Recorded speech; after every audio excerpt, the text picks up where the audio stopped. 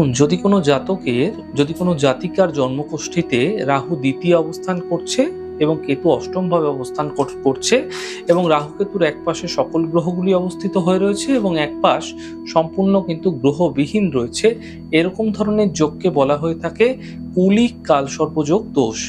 এরকম ধরনের যোগ যদি কোনো জাতক জাতিকার জন্মকুষ্ঠিতে পাওয়া যাচ্ছে, সাধারণত এদের কিন্তু আর্থিক ক্ষতি, সঞ্চয়ে বাধা ক্রমশ লেগে থাকে, অর্থ অনাদায়, অনেক সময় প্রয়োজনীয় অর্থ প্রাপ্তিতে কিন্তু সমস্যা হয়ে থাকে, ঝঞ্ঝাট হয়ে থাকে এবং ব্যয় অতিরিক্ত বেশি হয়ে থাকে। এদের আয় তো করে কিন্তু ব্যয় প্রচুর প্রবল হওয়ার কারণে এদের কিন্তু সঞ্চয় হতে চায় না।